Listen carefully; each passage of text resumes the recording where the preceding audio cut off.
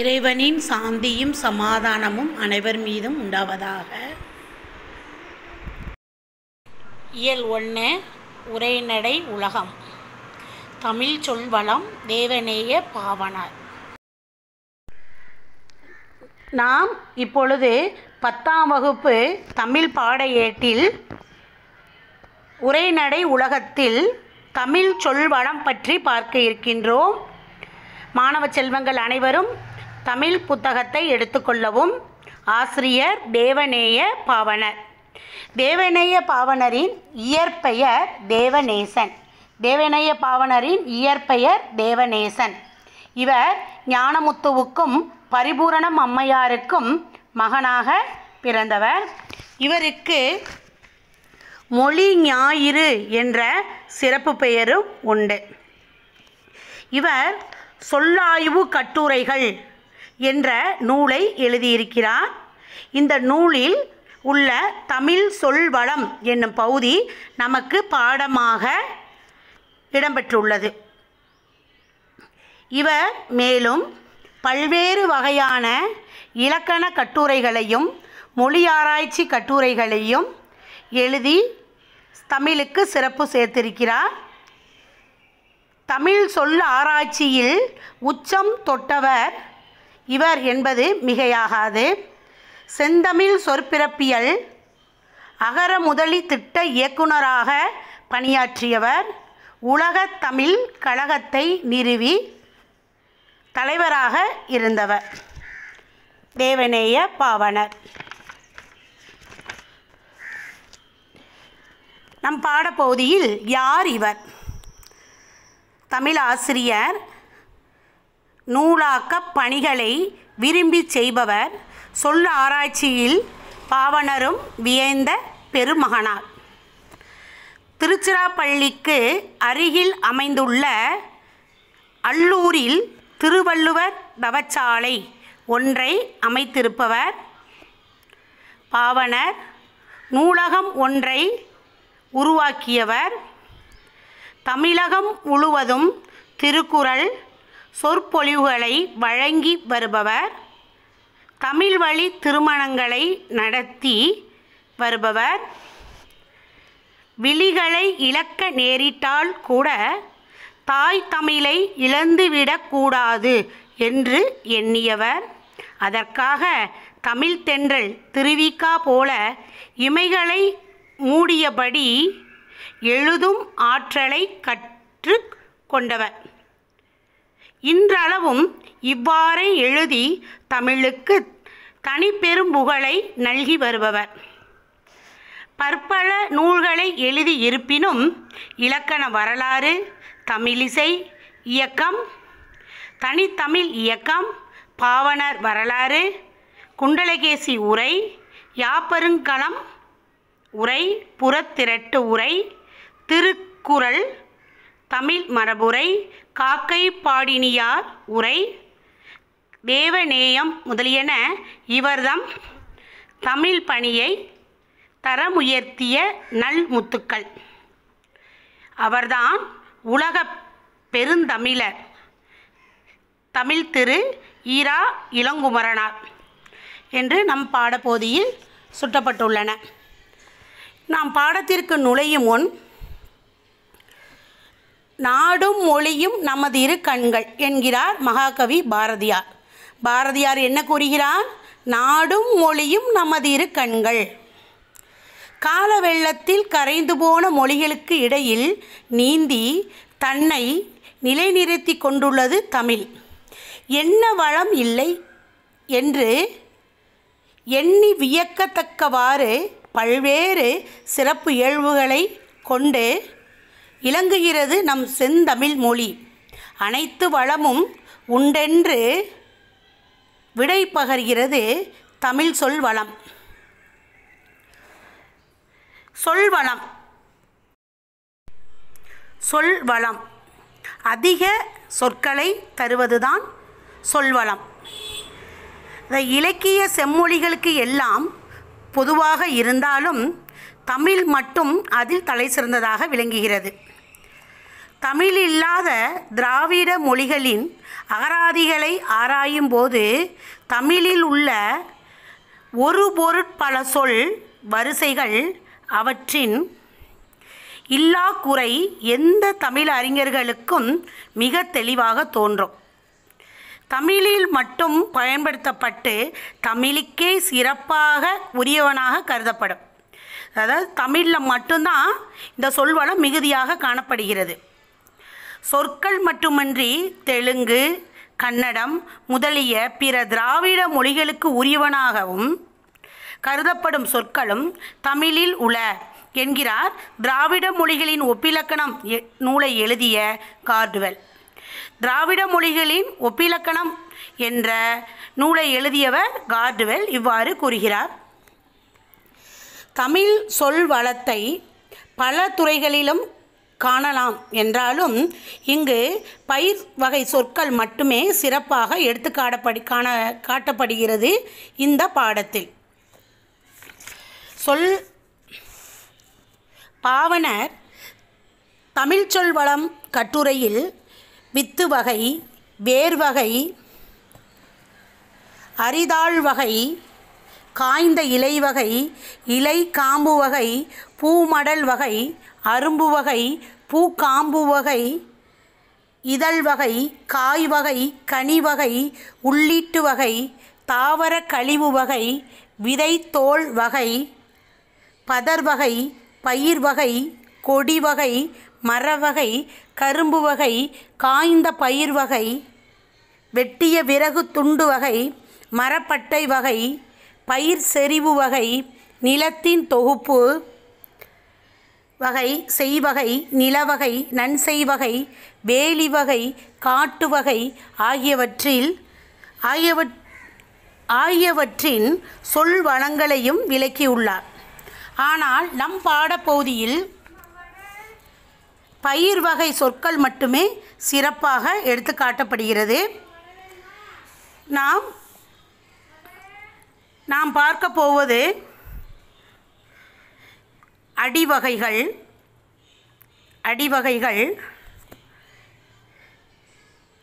இலைவகை, கொழுந்து வகை,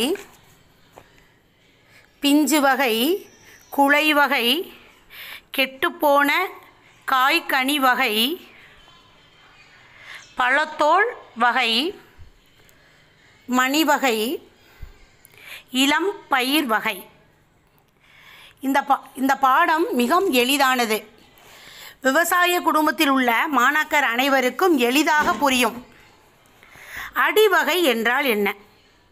ஒரு தாவரத்தின் அடிப்பகுதியை குறிப்பதற்கான சொற்கள் நமக்கு கொடுக்கப்பட்டுள்ளன. ஒரு தாவரத்தின் அடிப்பகுதி என்னென்ன சொற்கள் கொடுக்கப்பட்டுள்ளன? தாள், தண்டு, கோல், தூர். தாள் இப்போ தாவரத்தின் அடிப்பகுதி, இதுதான் அடிப்பகுதி, தாவரத்தின் அடிப்பகுதி. தாள் அப்படிங்கிறது எந்தெந்த தாவரத்திற்கு தாள் என கூறுகிறோம்?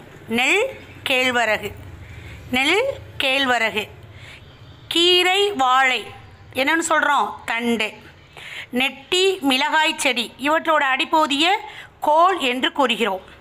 குத்துச்செடி, புதர் முதலியவற்றின் அடிப்பகுதியை தூறு என்று கூறுகிறோம்.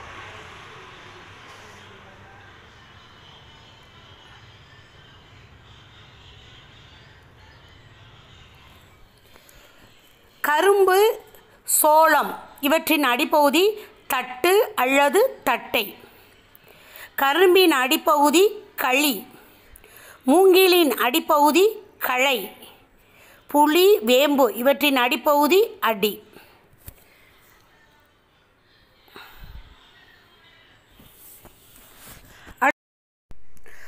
அடுத்ததாக நாம் பார்க்க இருப்பது கிளை பிரிவுகள். தாவரங்களின் அடியில் இருந்து பிரிந்து செல்லும் பிரிவு கிளை பிரிவுகள். இந்த தாவரங்களின் அடியிலிருந்து பிரிந்து செல்லும் பிரிவுகளுக்கு வழங்கும் சொற்கள் என்ன என்பதை நாம் பார்ப்போம். அதாவது அடி மரத்திலிருந்து பிரியும் மாபெரும் கிளையை நாம் கவை என்று அழைக்கிறோம். அதே போல் அந்த கவையோட பிரிவு தான் கொம்பு அல்லது கொப்பு. கொம்போட பிரிவை கிளை என்று அழைக்கின்றோம். கிளையோட பிரிவை சினை என்று அழைக்கின்றோம். சினையோட பிரிவு போத்து. போத்தின் பிரிவு குச்சு. குச்சியின் பிரிவு இணுக்கு. விவசாய குடும்பத்தில் உள்ள குழந்தைகள் அனைவருக்கும் இது எளிதாக புரியும். அடுத்தது காய்ந்த அடியும் கிளையும் பெயர் பெறுதல். நாம் பார்க்க போவது காய்ந்த அடி கிளை. காய்ந்த தாவரத்தின் பகுதிகளுக்கு வழங்கும் சொற்கள் நம்ம எப்படி சொல்கிறோம்? சுள்ளி. சுள்ளின்னு எதை சொல்கிறோம்? காய்ந்த குச்சி. காய்ந்த குச்சி என்னன்னு சொல்கிறோம்? சுள்ளி. காய்ந்த சிறு கிளை என்னன்னு சொல்கிறோம்? விறகு. காய்ந்த களி வெங்களி. காய்ந்த கொம்பும் கவையும் அடியும் சேர்ந்த பகுதியை கட்டைன்னு சொல்கிறோம். கட்டை நமக்கு தெரியும் இல்லையா? அடுத்தது நாம் பார்க்க இருப்பது இலை வகை. தாவரங்களின் இலை வகைகளை குறிக்கும் சொற்கள் இலை, தாள், தோகை, ஓலை, சண்டு, சருகு. இப்போ எதை நம்ம இலைன்னு சொல்கிறோம்? புளி, வேம்பு முதலியவற்றினுடைய இலையை நம்ம இலைன்னு தான் சொல்கிறோம். புளி, வேம்பு, புளியம் இலை, வேப்பிலை எப்படிலாம் சொல்கிறோம் இல்லையா? நெல் புல் இதுக்கு என்ன சொல்கிறோம்? தாள். நெல் புல் தாள். சோளம், கரும்பு தோகை. தென்னை, பனை, ஓலை. தென்னை ஓலை, பனை ஓலை. காய்ந்த தாளும் தோகையும் சேர்ந்தது என்னன்னு சொல்கிறோம்? சண்டு. காய்ந்த தாளும் தோகையும் சேர்ந்ததை சண்டு அப்படின்னு சொல்கிறோம். காய்ந்த இலையை சருகு. காய்ந்த இலையை சருகு என்று கூறுகின்றோம். அடுத்து நாம் பார்ப்பது கொழுந்து வகை. தாவரத்தின் நுனிப்பகுதியை நாம் கொழுந்து என்று கூறுகின்றோம். கொழுந்துன்னு சொல்கிறோம் இல்லையா? கொழுந்து வந்துருச்சு சொல்கிறோம். கொழுந்து வகை. அது என்னென்னு சொல்லுவோம்? துளிர் விட்டுருச்சு, தளிர் விட்டுருச்சு, அதெல்லாம் சொல்கிறோம் இல்லையா? இப்போ என்னென்ன சொற்கள் இருக்கின்றன தெரிந்து கொள்வோம். துளிர், தளிர், முறி, கொழுந்து, குருத்து, கொழுந்தாடை இதெல்லாம் சொல்கிறோம். இப்போ துளிர் அல்லது தளிர்னு எதுக்கு சொல்கிறோம்? நெல், புல். இந்த நெல்லுக்கும் புல்லுக்கும் உள்ள அந்த நுனிப்பகுதியை என்னென்னு சொல்கிறோம்? துளிர்னு சொல்கிறோம், தளிர்னு சொல்கிறோம். அது அடுத்தது புளி, வேம்பு. இந்த புளிக்கும் வேம்புக்கும் என்னென்னு சொல்கிறோம்? முறி அல்லது கொழுந்து. முறி அல்லது கொழுந்து. சோளம், கரும்பு, தென்னை, பனை இவற்றுடைய கொழுந்துக்கெல்லாம் குருத்துன்னு சொல்கிறோம். சோளக்குருத்து, கரும்பு குருத்து, தென்னங்குருத்து, பனங்குருத்து அப்படி சொல்லுவோம். கேள்விப்பட்டிருப்பீங்க. கரும்போட நுனிப்பகுதியை கொழுந்தாடை சொன்னாலையா? பொங்கல் நேரத்துலாம் கொழுந்தாடை திங்காத, வாயி வெந்து போகும் சொல்லுவாங்க இல்லையா? கரும்பின் நுனிப்பகுதியை நாம் கொழுந்தாடை என்று கூறுகின்றோம். பூவின் நிலைகள். பூவின் நிலைகள். பூவின் நிலைகளை நாம் என்னென்ன வகையான சொற்களை பயன்படுத்துகிறோம் பார்ப்போம். பூவின் நிலைகளை குறிக்க அரும்பு, போது, மலர், வி, செம்மல். பூவோட தோற்றநிலை. பூவின் தோற்றநிலை அரும்பு. பூவின் விரியத் தொடங்கும் நிலை போது. அலர். பூவின் மலர்ந்த நிலை மலர் அலர்ன்னு சொல்கிறோம். மரஞ்செடியிலிருந்து பூ கீழே விழுந்த நிலை வி. செடியிலிருந்து பூ கீழே விழுந்துருச்சு, அப்போ அதுக்கு அந்த நிலைக்கு பேர் வி. பூ வாடி கிடக்கு, பூ வாடிய நிலை செம்மல். இவ்வாறாக பூவின் நிலைகள் நமக்கு பாடப்பகுதியில் கொடுக்கப்பட்டுள்ளன. அடுத்து நாம் பார்க்க போவது பிஞ்சு வகை. இப்போ தாவரத்தோட பிஞ்சு வகைகளுக்கு என்னென்ன வகையான சொற்கள் இருக்கின்றன என்று பார்ப்போம். பூம்பிஞ்சு, வடு, பிஞ்சு, மூசு, கவ்வை, குறும்பை, முட்டுக்குறும்பை, இளநீர், நுழாய், கருக்கல், கச்சல். எதுக்கு என்னென்ன பேர்? பூவோடு கூடிய இளம்பிஞ்ச பூம்பிஞ்சுன்னு சொல்கிறோம். பூம்பிஞ்சுன்னு எதை சொல்கிறோம்? பூவோடு கூடிய இளம்பிஞ்சு. கீழே விழுகாமல் பூவோடு அப்படியே இளம்பிஞ்சு இருக்கும், அதுக்கு பூம்பிஞ்சுன்னு சொல்கிறோம். அடுத்தது பிஞ்சுங்க எதை சொல்கிறோம்? இளம் காய் பிஞ்சு. வடு மாம்பிஞ்சு சொல்லுவாங்க இல்லையா? மாவடுல ஊறுகாய் போடுன்னு சொல்லுவாங்க இல்லையா? மாம்பிஞ்சு. மூசு பலாப்பிஞ்சு. பலாப்பிஞ்சு என்னென்னு சொல்கிறோம்? மூசு. எள்ளோட பிஞ்சு கவ்வை. தென்னை பனை முதலியவற்றுடைய இளம் பிஞ்சுகளை குறும்பைன்னு சொல்லுவோம். தென்னங்குறும்பை, பனங்குறும்பை அப்படின்னு சொல்லுவோம்.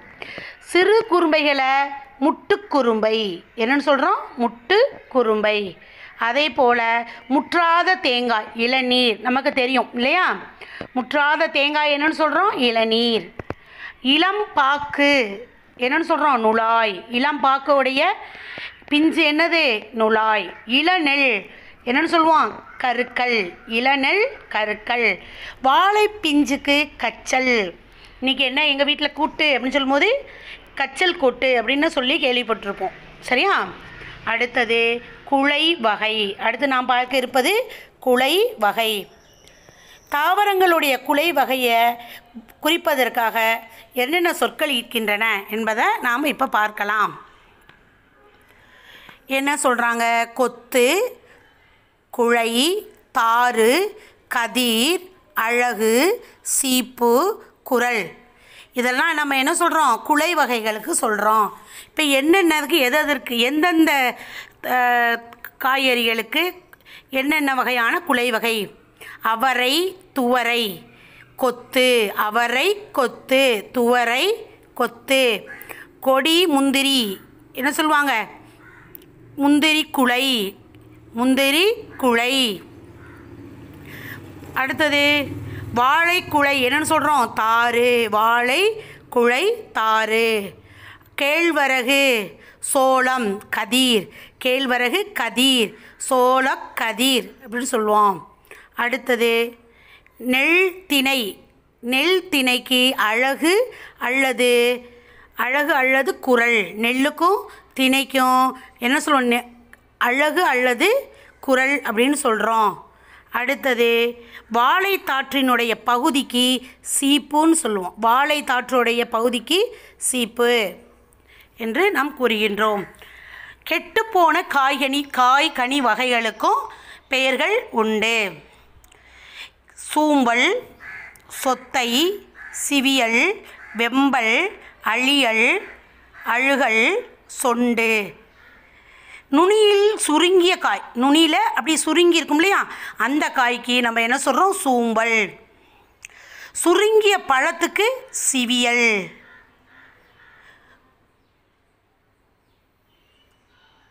புழு பூச்சி அரித்த காய் அல்லது கனி சொத்தை. சொத்தை என்ன சொல்கிறோம்? புழு பூச்சி அரித்த காய் அல்லது கனி. வெம்பல்னா சூட்டினால் பழுத்த பிஞ்சு. அழியல் குழுகுழுத்த பழம்.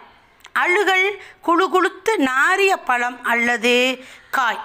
சொண்டு பதராய் போன மிளகாய். பதராய் போன மிளகாய்க்கு என்னன்னு சொல்கிறோம்? சொண்டு. அதுபோல் கோட்டான் காய் அல்லது கூகைக்காய். அது எதுக்கு சொல்கிறோம்? கோட்டான் உட்கார்ந்ததினால் கெட்டுப்போன காய். கோட்டான் உட்கார்ந்ததினால் கெட்டுப்போன காய்க்கு கோட்டான் காய் அல்லது கூகைக்காய். தேரை அமர்ந்ததினால் கெட்ட காய்க்கு என்னன்னு சொல்கிறோம்? தேரைக்காய். தேரை அமர்ந்ததினால் கெட்ட தேங்காய் அள்ளிக்காய். தென்னையிலேயே கெட்ட காய்க்கு ஒல்லிக்காய். இவ்வளவு அருமையாக தமிழில் சொல்வளம். அடுத்தது பழத்தோல் வகை. பழங்களின் மேற்பகுதியினை குறிக்க வழங்கும் சொற்கள். என்னென்ன சொற்களை நாம் பயன்படுத்துகிறோம்? தொளி, தோல், தோடு, குடுக்கை, மட்டை, உமி, கொம்மை போன்ற சொற்களை பயன்படுத்துகின்றோம். தொளி மிக மெல்லியதாக இருக்கக்கூடியது தொளி. திண்ணமாக இருக்கக்கூடியது தோல். வன்மையாக இருக்கக்கூடியது தோடு. மிக வன்மையாக இருக்கக்கூடியது ஓடு. சுரையின் ஓடு குடுக்கை. தேங்காயின் நெற்றியின் மேற்பகுதி மட்டை. நெல், கம்பு முதலியவற்றின் மூடி உமி. வரகு, கேழ்வரகு முதலியவற்றின் உமி கொம்மை. அடுத்தது மணி வகைகள். மணி வகைகள். இளம் பயிர் வகை. இளம் பயிர் வகை. மணி வகைகள் பார்க்க இருக்கின்றோம்.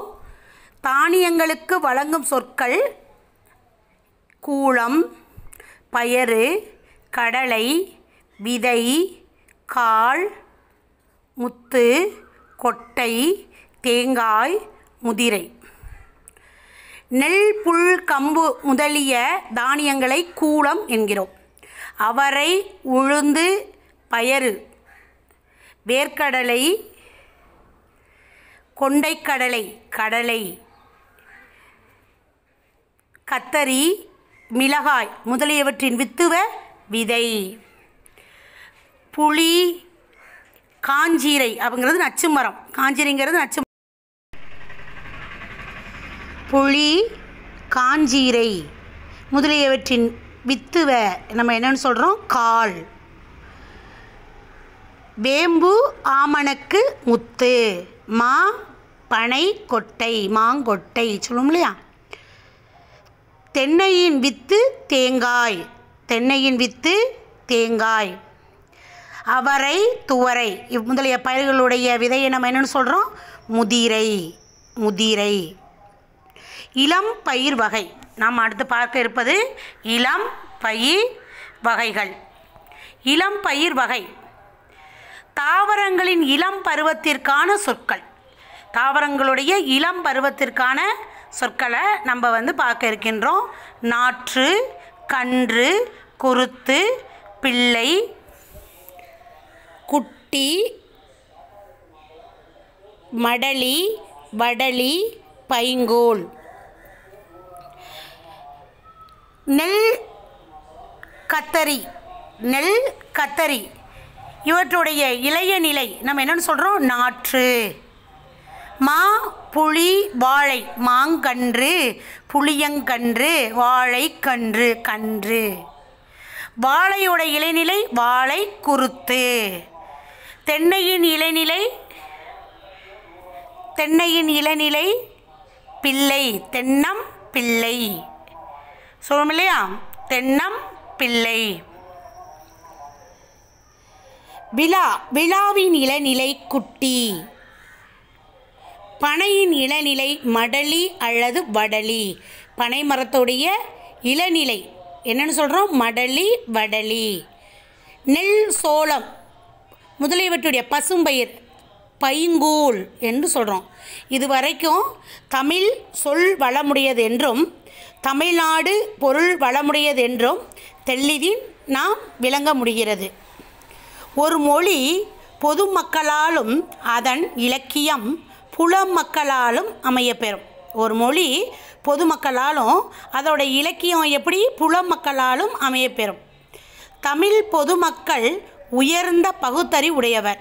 எத்துணையோ ஆராய்ச்சி நடந்து வரும் இக்காலத்திலும் எத்துணையோ மொழிகளில் இருந்து கடன் கொண்ட ஆங்கில மொழியிலும் நூலிலும் இலையை குறிக்க லீஃப் என்ற ஒரே சொல் உள்ளது. ஆங்கிலத்தில் இலையை குறிக்க என்ன சொல்கிறோம்? ஒரே எழுத்து தான், ஒரே சொல்லு தான், லீஃப். லீஃப். ஆங்கிலத்தில் இலையை குறிக்க பயன்படும் சொல் லீஃப். ஆங்கில நூல்களிலும் வேறு பல வகைகளில் இலைகளை பாகுபாடு செய்தாரே அன்றி தமிழ் பொதுமக்களைப் போல வன்மை மென்மை பற்றி தாள், இலை, தோகை, ஓலை என பாகுபாடு செய்தார் இல்லை. இத்தகைய பாகுபாடு ஏனைய உறுப்புகளுக்குள்ளும் செய்யப்பட்டது என முன்னர் காட்டப்பெற்றது. தமிழ்நாடு எத்துணை பொருள் வளமுடையது என்பது அதன் விளைபொருள் வகைகளை நோக்கினாலே விளங்கும். பிற நாடுகளில் உள்ள கூளங்கள் எல்லாம் நாம் சொல்லியிருக்கோம் இல்லையா? கூளம் என்னது சொல்கிறோம்? மணி வகைகளை கூளங்கள்னு சொல்கிறோம். சிலவாகவும் சில்வகைப்பட்டனவாகவும் இருக்க தமிழ்நாட்டில் உள்ளவையோ பலவாகவும் பல வகைப்பட்டவனவாகவும் இருக்கின்றன. எடுத்துக்காட்டாக கோதுமையை நாம் எடுத்துக்கொண்டால் அதில் சம்பா கோதுமை, குண்டு கோதுமை, வார்கோதுமை முதலிய சில வகைகளே உண்டு. ஆனால் தமிழ்நாட்டு நெல்லிலோ செந்நெல், வெண்ணெல், கார்நெல் என்றும் சம்பா, மட்டை, கா என்றும் பல வகைகள் இருப்பதுண்டு. அவற்றுள் சம்பாவில் மட்டும் ஆவிரம்பூச்சம்பா, ஆனைக்கொம்பன் சம்பா, குண்டுச்சம்பா, குதிரைவாளி சம்பா, சிறுமணி சம்பா, ஜீரகச் சம்பா முதலிய 60 உள்வகைகள் உள்ளன. இவற்றோடு வரகு, காடைக்கன்னி, குதிரைவாளி முதலிய சிறு கூலங்கள் தமிழ்நாட்டில் அன்றி வேறு எங்கும் விளைவதில்லை. தமிழ்நாட்டில் மட்டும்தான் என்னென்ன விளையுது? வரகு, காடைக்கன்னி, குதிரைவாளி. தமிழ்நாட்டிலும் தென்னாட்டிலேயே அவை விளைகின்றன. தமிழ்நாட்டிலையும் தென்னாட்டில் தான் இந்த வரகு, காடைக்கன்னி, குதிரைவாளி விளையுது. பழங்காலத்தில் விளைந்த அளவு பொன்னும் மணியும் முத்தும் பவளமும் இன்று விளையாவிடினும் அருமையான கூலங்களும் சிறு கூலங்களும் இன்றும் தென் தமிழ்நாட்டில் விளைந்து வருவது கண்கூடு நம்ம பார்க்க முடியுதுன்னு சொல்லியிருக்காங்க. ஒரு நாட்டு வளத்திற்கு தக்கபடியே அந்நாட்டு மக்களின் அறிவொழுக்கங்களும் அமைந்திருக்கும். ஒரு நாடு எவ்வளோ வளம் இருக்கோ அந்த அளவு அந்த நாட்டு மக்களுக்கு அறிவு ஒழுக்கங்கள் நிறைந்து இருக்குன்னு சொல்ல வர்றாங்க.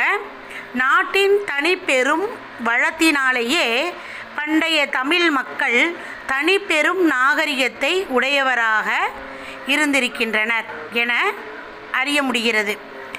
திருந்திய மக்களை மற்ற உயிரினிருந்தும் பிரித்து காட்டுவது மொழியாதலின் அதுவே ஒரு நாட்டாரின் அல்லது இனத்தாரின் நாகரிகத்தை அளந்தறிவதற்கும் சிறந்த வழியாகும். பொருளை கூர்ந்து நோக்கி நுண் பாகுபாடு செய்து அவற்றிற்கேற்ப பருப்பொருள் சொற்பொருளும் நுண்பொருள் சொற்களும் அமைத்து கொள்வது சிறந்த மதிநுட்பமும் பண்பாடும் உடைய மக்களுக்கு இயலும். நாட்டோட வளத்தை பொறுத்து தான் அந்த நாட்டு மக்களுடைய வளமும் இருக்குது, ஒழுக்கமும் இருக்குது, அந்த நாட்டு மக்களோட நாகரிகமும் இருக்குது அப்படின்னு இந்த கட்டுரை வழியாக நாம் பார்க்க முடிகிறது. தெரியுமா அப்படின்னு ஒரு கட்டகத்தில் கொடுத்துருக்காங்க. உலகத்திலேயே ஒரு மொழிக்காக உலக மாநாடு நடத்திய முதல் நாடு மலேசியா. மாநாட்டிற்குரிய முதல் மொழியும் தமிழ் அப்படின்னு யார் சொல்லியிருக்கா? பன்மொழி புலவர் கா. அப்பாத்துரையார்.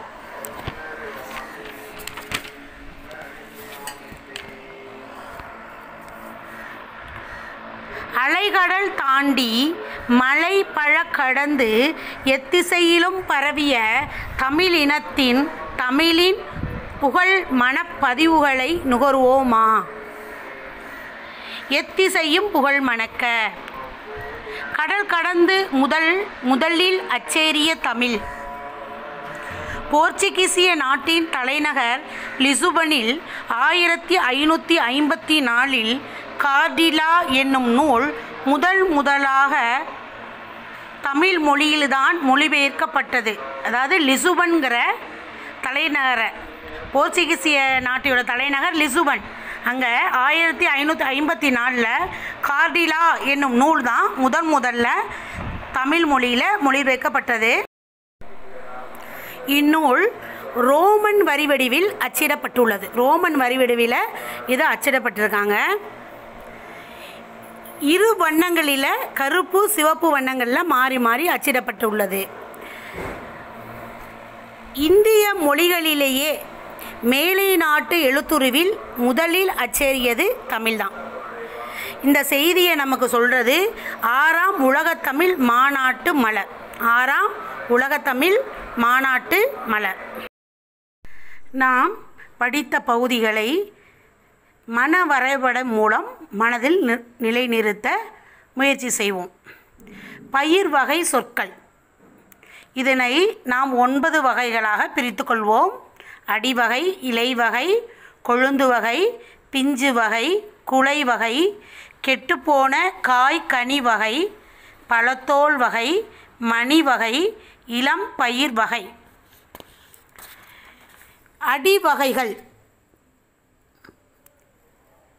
அடிவகைகளை நாம் 8 பகுதிகளாக பிரித்து கொள்கிறோம். தாள், தண்டு, கோல், தூறு, தட்டு அல்லது தட்டை, கழை, களி, அடி. தாள்: நெல் தாள், கேழ்வரகு தாள், கீரை தண்டு, வாழை தண்டு, நெட்டிக்கோல், மிளகாய் செடி கோல், குத்துச்செடி தூறு, புதர் தூறு, கம்பு சோளம் தட்டு அல்லது தட்டை, மூங்கிலின் அடிப்பகுதி கழை, கரும்பின் அடிப்பகுதி களி, வேம்பு புளி இவற்றின் அடிப்பகுதியை அடி என்று கூறுகிறோம். அடுத்ததாக நாம் பார்க்கும் மன வரைபடம் கிளை பிரிவுகள். தாவரங்களின் அடியில் இருந்து பிரிந்து செல்லும் பிரிவு தான் கிளை பிரிவுகள். கவை, கொம்பு அல்லது கொப்பு, கிளை, சினை, போத்து, குச்சு, இனுக்கு. கவை அடிமரத்தில் இருந்து பிரியக்கூடிய மாபெரும் பிரிவு தான் கவை. கவையினுடைய பிரிவு கொம்பு அல்லது கொப்பு.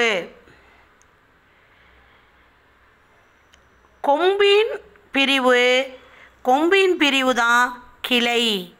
கிளையின் பிரிவு சினை. சினையின் பிரிவு போத்து. போத்தின் பிரிவு குச்சு. குச்சியின் பிரிவு இனுக்கு. இந்த வரிசையை நாம் மனதில் இருத்தி கொண்டால் கவை, கொம்பு அல்லது கொப்பு,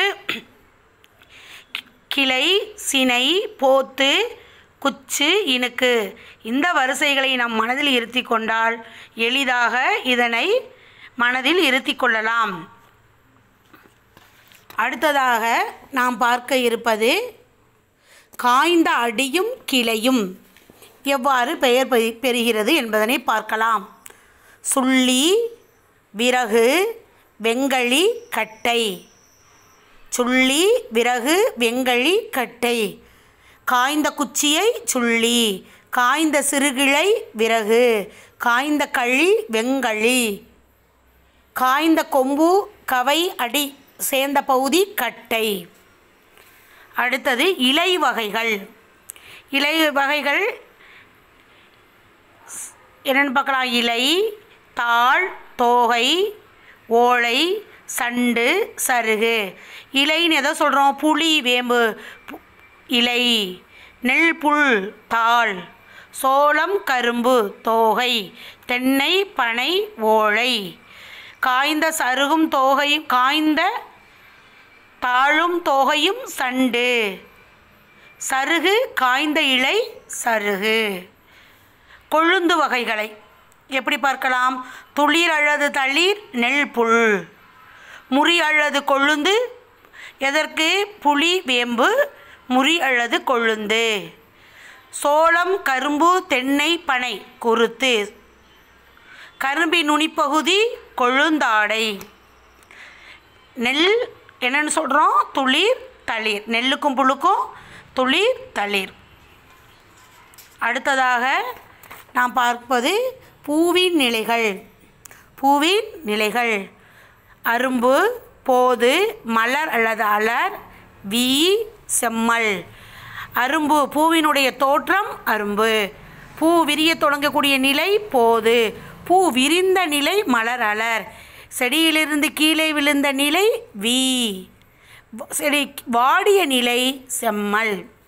எளிதாக மனதில் இருத்தி கொள்ள நாம் இந்த வரிசையில் மனதில் இருத்தி கொள்ளலாம். அரும்பு, போது, மலர் அலர், வீ, செம்மல். பிஞ்சு வகை. பிஞ்சு வகையை 11 வகைகளாக பிரித்து கொள்ளலாம். பூம்பிஞ்சு, பிஞ்சு, வடு, மூசு, கவ்வை, குறும்பை, முட்டுக்குறும்பை, இளநீர், நுழாய், கருக்கல், கச்சல். பூவோடு கூடிய இளம் பிஞ்சை நம்ம பூம்பிஞ்சு சொல்கிறோம். பூ பிஞ்சு, பூவோடு கூடிய பிஞ்சு பூம்பிஞ்சு. பிஞ்சுனா இளம் காய். மாம்பிஞ்சு வடு, பலாப்பிஞ்சு மூசு, எல் பிஞ்சு கவ்வை, தென்னை பனைக்கு குறும்பை, சிறு குறும்பை முட்டுக்குறும்பை, முற்றாத தேங்காய் இளநீர். இளம்பாக்கு நுழாய், இளநெல் கருக்கள், வாழை பிஞ்சு கச்சல். அடுத்ததாக நாம் பார்க்க இருப்பது குழை வகைகள். குழை வகைகள் கொத்து, குழை, தாறு, கதிர், அழகு அல்லது குரல், சீப்பு, அவரை கொத்து, துவரை கொத்து, கொடி முந்தரி குழை, வாழை தாறு, கேழ்வரகு கதிர், சோள கதிர், நெல் திணை அழகு, நெல் திணை குரல், வாழைத்தாற்றின் பகுதி சீப்பு. அடுத்தது கெட்டுப்போன காய்கனி வகை. சூம்பல், சிவியல், சொத்தை, வெம்பல், அழியல், அழுகல், சொண்டு.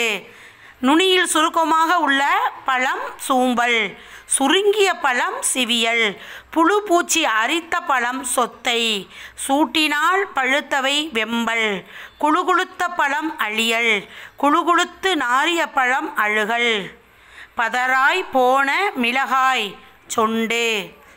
கோட்டான்காய் அல்லது கூகைக்காய். கோட்டானோ கூகையும் அமர்ந்த காய், அமர்ந்ததனால் கெட்ட காய், அதனால் இதை கோட்டான்காய் அல்லது கூகைக்காய் எப்படி சொல்கிறோம்.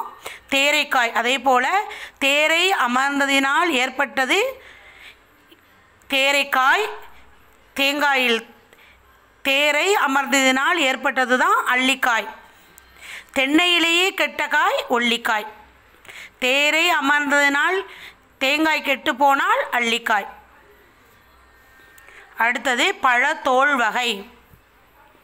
பழத்தோல் வகையில் 8 வகையான சொற்களை பார்க்குறோம். தொளி, தோல், தோடு, ஓடு, குடுக்கை, மட்டை, உமி, கொம்மை. மிக மெல்லியதாக இருக்கக்கூடியது தொளி, திண்ணமாக இருக்கக்கூடியது தோல், வன்மையானது தோடு, மிக வன்மையானது ஓடு. சுரையின் ஓடு குடுக்கை. தேங்காய், நெற்றியின் மேற்பகுதி மட்டை, தேங்காய் மட்டை அப்படின்னு சொல்லுவோம் இல்லையா. நெல், கம்பு இவற்றின் மூடி இருக்கக்கூடிய பகுதி உமி. வரகு, கேழ்வரகு இவற்றின் உமி கொம்மை. அடுத்தது மணி வகைகள்.